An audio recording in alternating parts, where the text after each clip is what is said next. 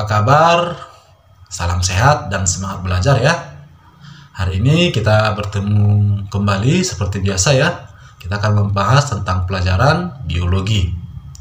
Dalam pertemuan kali ini kita akan melanjutkan materi masih seperti minggu-minggu lalu, yaitu masih dalam ekosistem. Dan kita akan membahas lebih dalam, yaitu tentang materi perubahan lingkungan dan pemanfaatan limbah. Materi yang akan kita bahas pertama kali adalah perubahan lingkungan yang disebabkan oleh faktor alam. Kemudian, perubahan lingkungan yang disebabkan oleh faktor manusia, dan yang terakhir adalah pemanfaatan limbah organik dan anorganik. Nah, itulah materi-materi yang akan kita bahas kali ini. Mohon agar diperhatikan dan dipahami ya. Baik, yang pertama adalah tentang perubahan lingkungan yang disebabkan oleh faktor alam. Faktor alam itu dapat mengakibatkan lingkungan jadi berubah bentuk, atau lebih spesifiknya yaitu terjadinya bencana alam. Contoh bencana alam seperti tsunami, ada juga gempa bumi, gunung meletus, dan angin puting beliung. Nah, jadi jenis-jenis bencana alam tadilah yang dapat mengakibatkan perubahan lingkungan yang dimana semula memiliki ekosistem yang seimbang, maka akan menjadi rusak atau bahkan harus mengulang dari awal untuk pembentukan ekosistem yang baru atau bahkan yang semula tadi. Yang kedua adalah perubahan lingkungan yang disebabkan oleh faktor manusia. Jika suatu lingkungan itu berubah karena ada campur tangan manusia, maka dapat dikatakan perubahan tersebut disebabkan oleh faktor manusia. Nah, faktor manusia apa saja yang dapat menyebabkan lingkungan dapat berubah? Yang pertama adalah penebangan hutan. Penebangan hutan yang dimaksud ini adalah penebangan hutan secara liar. Mengapa penebangan hutan ini dapat menyebabkan perubahan lingkungan? Ini ternyata penebangan hutan ini dapat mengurangi fungsi hutan yang tadinya sebagai penahan dan penyimpan air, tapi karena terjadi penebangan hutan secara liar tadi, maka akan mengurangi fungsinya tersebut, sehingga dapat mengakibatkan terjadinya longsor dan penyimpanan air yang berkurang. Karena jumlah pohon yang ada di hutan banyak yang ditebang. Kemudian yang kedua, faktor manusia yang dapat menyebabkan perubahan lingkungan, yaitu penambangan secara liar. Mengapa penambangan secara liar dapat merusak lingkungan?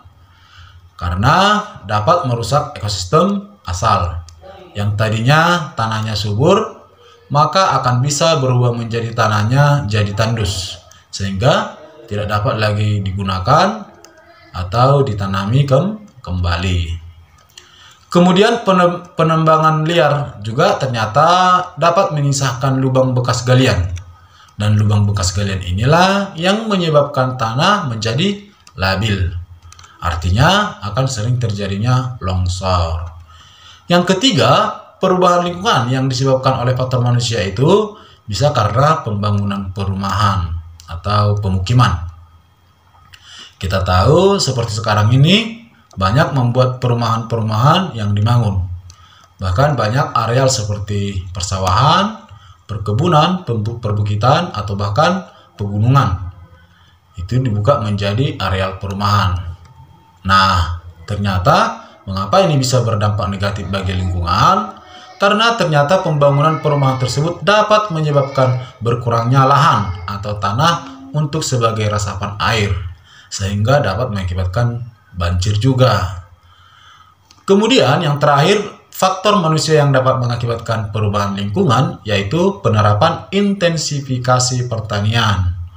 Yang kita ketahui, intensifikasi pertanian itu memaksimalkan produksi pertanian agar pertanian dapat menghasilkan hasil yang lebih banyak. Dan tentu saja di sini ada dampak negatifnya. Misalnya, pertanian itu yang mengarah ke pertanian monokultur. Yang kita ketahui juga bahwa monokultur itu dapat penanamannya dengan satu jenis tanaman saja, yang mengakibatkan pengurangan dari jenis keanekaragaman hayati atau berkurangnya keanekaragaman hayati atau jenis tumbuhan yang lain seperti itu. Misalnya kita menanam kacang tanah. Jadi yang ada pada area itu hanya jenis kacang tanah semua ini. Sedangkan jenis varietas yang lain tidak ada atau tidak dikembangkan. Dan pertanian monokultur ini ternyata mengganggu kesuburan tanah. Kemudian yang kedua, dalam penerapan intensifikasi pertanian adalah penggunaan insektisida. Nah ini, dimana insektisida ini sebenarnya ke arah cara pembasmi hama dari tanaman tadi. Hanya saja manusia penggunaannya tidak tepat atau penggunaannya secara berlebihan, sehingga dapat mengakibatkan pencemaran tanah dan juga pencemaran air. Nah, jadi inilah dari perubahan lingkungan yang disebabkan oleh faktor manusia atau dari campur tangan manusia tadi. Baik, yang terakhir pembahasan kita yaitu tentang pemanfaatan limbah, di mana limbah ini ada dua macam, ada limbah organik dan limbah anorganik. Limbah organik adalah limbah yang berasal dari sisa makhluk hidup.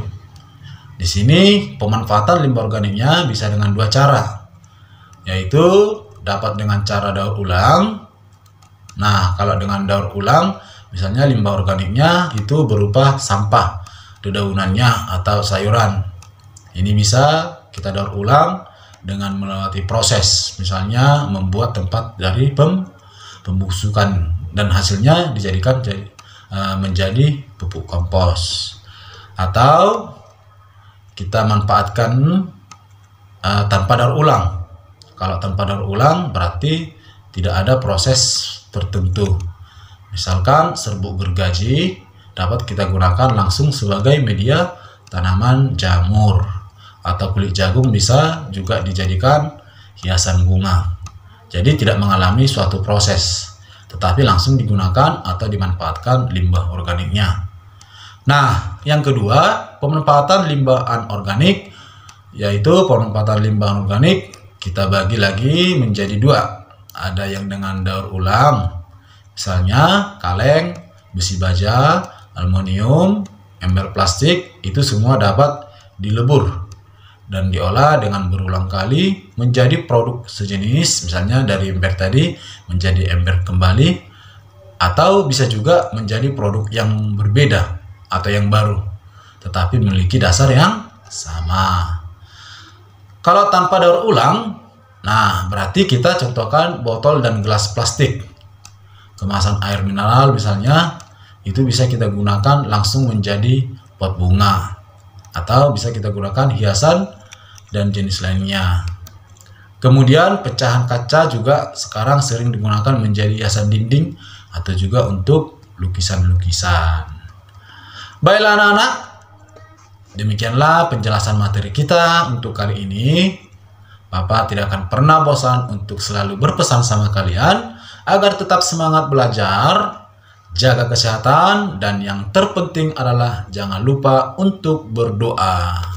Bye-bye.